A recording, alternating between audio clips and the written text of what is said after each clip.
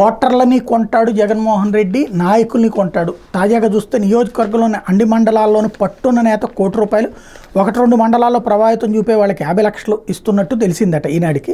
గ్రామస్థాయిలో ఆ పార్టీ తరపున ఒకే వర్గం ఉంటే మేజర్ పంచాయతీలు అయితే 50 లక్షలు, 2000 నుంచి 5000 ఓట్లను పంచాయతీలు అయితే 20 లక్షలు, 1000 నుంచి 2000 ఓట్ల పంచాయతీలు అయితే 15 లక్షలు, 1000 ఓట్ల పంచాయతీలు అయితే 10 లక్షలు ఇవ్వాలని నిర్ణయించారట. 2-3 వర్గాలు ఉన్న చోట ఒక్కొక్కరికి 10 లక్షలకి తక్కువ కాకుండా అందిస్తున్నారట. కోస్తాలోని కొన్ని నియోజకవర్గాలు ఇప్పటికే ఆ పార్టీ వెదజల్లుడు కార్యక్రమం ప్రారంభించింది. ప్రకాశం జిల్లాలో ఒక నాయకుడు ఓటుకి 5,000 ఇవ్వండి అని అక్కడ మండల గ్రామ నేతలకు చెప్తున్నట్టు సమాచారం.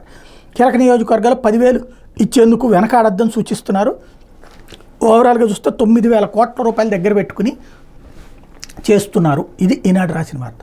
దీన్ని నేను డినై చేయను, తిరస్కరించను, తోసిపుచ్చను. కాకపోతే అంత అమౌంట్ నిజంగా ఇస్తారా అనేది డౌటే. ఎందుకంటే మనకి రాజుగారి నోట్లోంచి తాటాకు పడితే తాడి చెట్టు పడిందని చెప్పి సామెత ఉందన్నమాట. అట్లాగా ఎక్కువగా ప్రొజెక్ట్ చేస్తారు.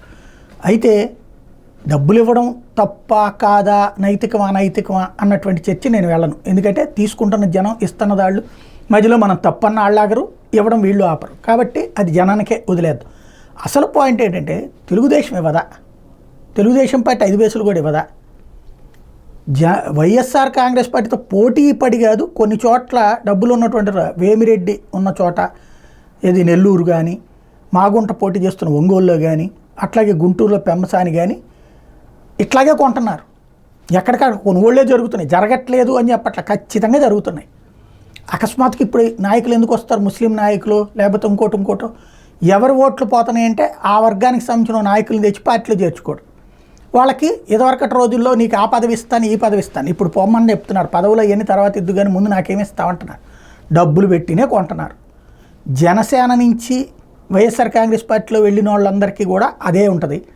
అట్లాగే వైసీపీ నుంచి తెలుగుదేశంలోకి వచ్చిన వాళ్ళకి కూడా అదే ఉంటుంది. జనసేన అయితే డబ్బులు ఇవ్వదు, అది క్లియర్. వీళ్ళిద్దరూ ఒకళ్ళొకళ్ళు ఇచ్చుకునేది. కాబట్టి ఇందులో ఓ సామెత ఉంది కదా, గొంగట్లో అన్నం తింటూ వెంట్రుకలు ఏరుకోవడం ఎందుకు?